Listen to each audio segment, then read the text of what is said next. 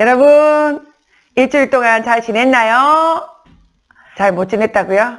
네, 잘 지내는 것 같아요. 학교에 안 나오는 게 너무너무 좋다는 친구들이 너무너무 많아요. 선생님이 이제 온라인 수업으로 여러분을 좀 더 만나야 될 것 같은 생각이 더 많이 듭니다. 하여튼 우리 마음대로 되는 것이 없네요.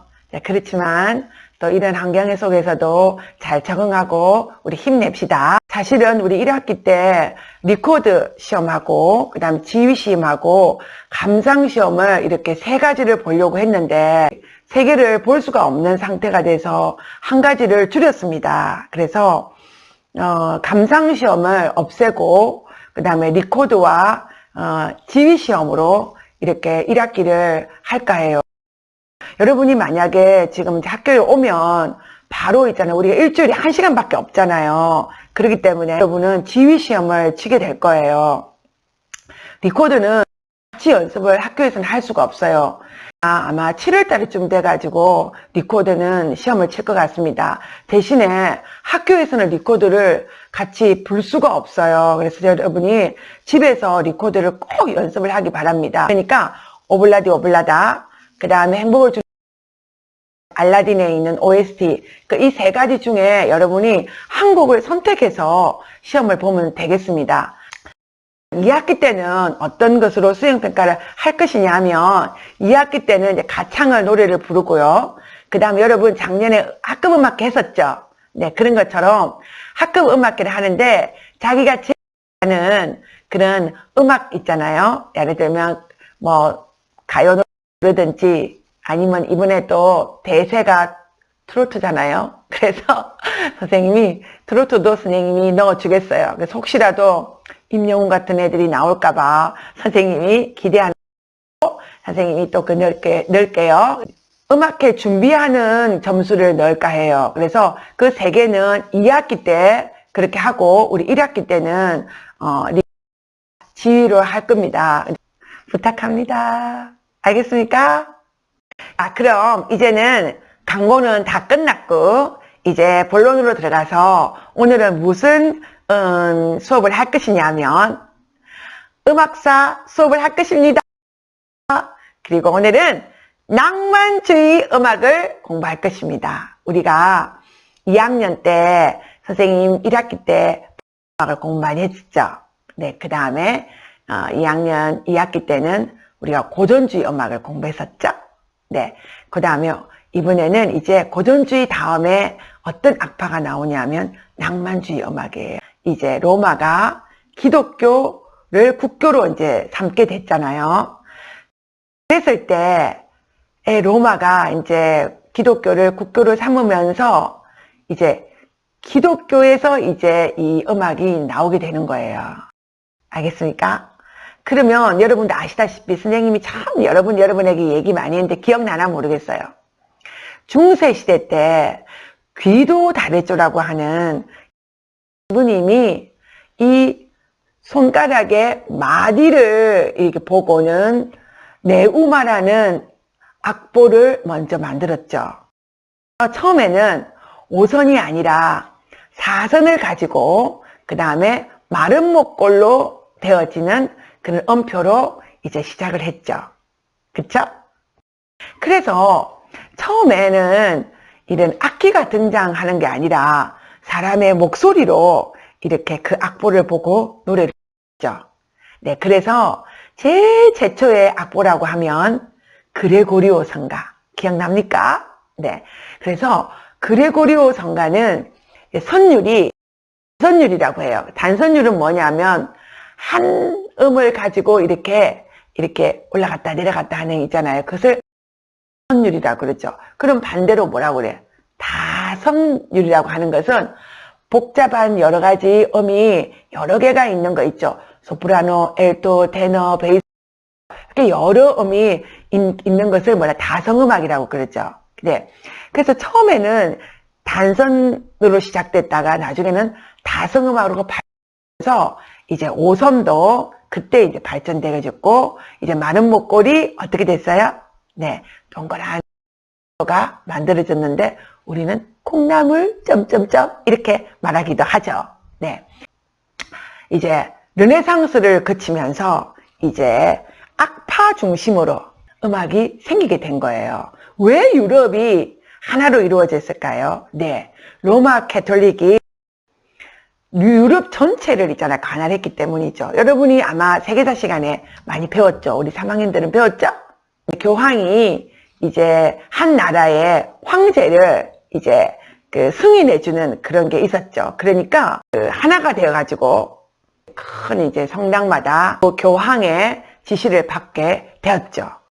그래서 이제 르네상스 시대 때는 무반주 합창곡이 굉장히 유명했죠.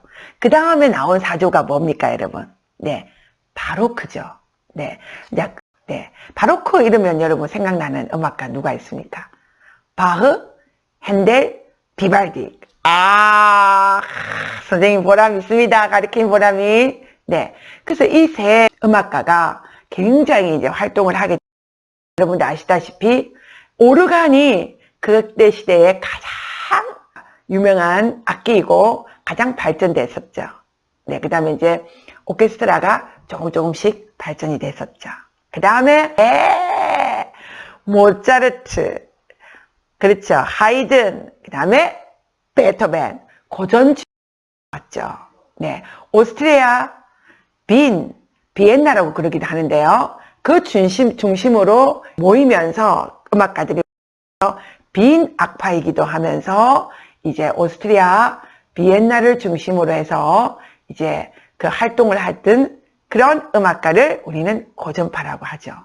이제 특징은 선생님이 나중에 이제 프린트물에 선생님이 학교에 가면 나눠줄 텐데요. 선생님하고 같이 이야기하기로 하고 오늘은 이제 약간 그 크게 보면서 여러분에게 이제 중심적인 것만 하고 넘어가도록 하겠습니다. 그 다음에 이제 하이든, 그 다음에 교향곡의 아버지 하이든, 음악의 신동 모차르트, 그 다음에 악성 베토벤 이렇게 해서 고전파가 마치게 됐죠. 그 다음에 낭만주의라는 그런 대문을 활짝 열어주고 이제 베토벤은 사라집니다. 그래서 오늘은 낭만주의를 공부할 텐데요. 낭만주의는 너무너무 범위가 많기 때문에 오늘 선생님하고는 조금만 오늘 공부하고 다음 또 세세하게 공부할 것입니다. 사실은요, 낭만주의는 너무너무 범위가 넓고 또 너무 음악이 많기 때문에 정기 낭만파 음악, 그 다음에 후기 낭만파 음악으로 나누어진답니다. 자, 그렇지만 우리가 이제 전체적으로 낭만주의 음악을 공부할 텐데요.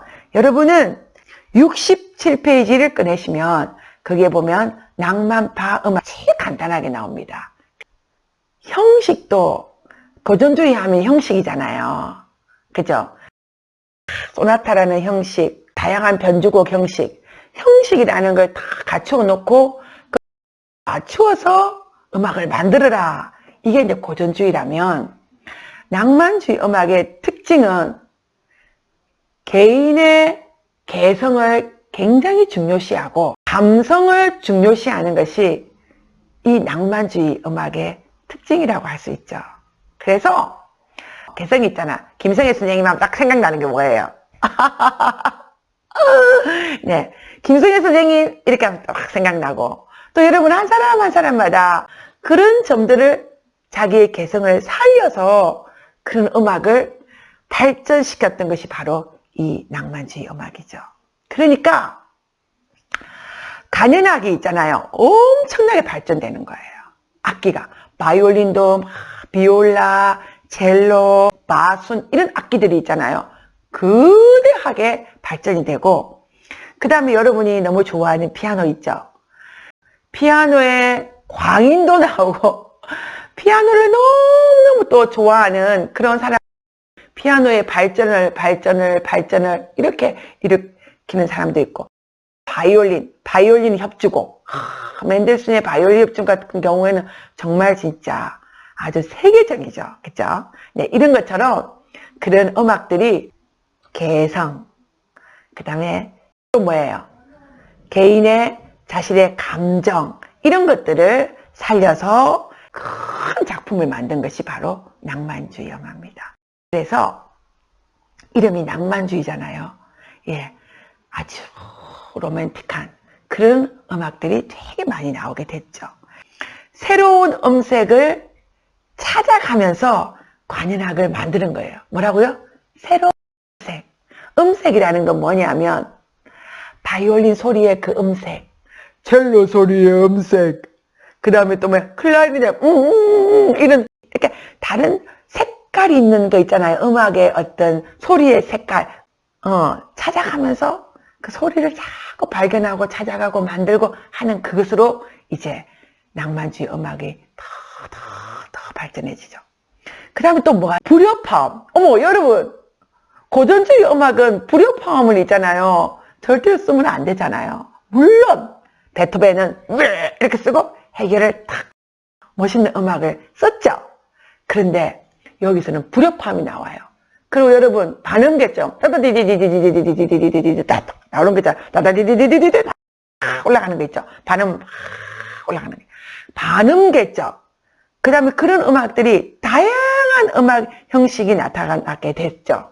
음악을 통해 이야기, 굉장히 중요합니다. 이야기, 그 다음 풍경, 아름다운 풍경, 표제 음악도 나타나게 된 거예요. 여러분, 표제 음악이 뭐냐면은 이야기를 가지고 있잖아요. 스토리 음악을 만들어 가는 거예요. 그게 뭡니까, 여러분? 오페라! 진짜 여기서는 오페라가 얼마나 발전하는 거의 오페라 극장이잖아요. 우리 작년에 선생님이 오페라 유령 보여줬어요, 앉아있어요. 됐죠? 네. 오페라 유령에 보면 그 내용이 뭡니까? 오페라 극장에서 일어나는 이야기 아니에요. 오페라가 그렇게 많이 또 만들어지고 작품이 또 작곡되어진답니다. 새로운 장르. 그 다음에 음악이 출연하고 시와 교향곡이 결합하고 그래서 낭만주의 시에 아름다운 선율을 또 붙이기도 하고 피아노 반주를 있잖아요. 또 붙인 예술 가구. 그래서 오페라도 문학적인 상상력 위에 교향곡적인 효과와 성악을 조화시키며 더욱더 발전하게 되었답니다. 네, 오늘 수업을 선생님이 더 많이 할 수 있지만 또 여러분이 계속 이렇게 듣는 게 힘든 게 이제 쌤 아니까 오늘은 낭만주의 음악의 특징에 대해서 공부했어요. 네, 선생님이 자막에 선생님 낭만주의 음악의 특징에 대해서 이렇게 쭉쭉쭉 나갈 텐데요. 다음 시간에는요, 선생님하고 이제 그 음악들의 그 생애 있잖아요. 공부하면서 음악을 들으면서 진짜 선생님이 DJ가 한번 해볼게요. 알죠? 네, 그래요. 여러분 또 다음 시간에 즐겁게 만나도록 해요. 그럼 안녕!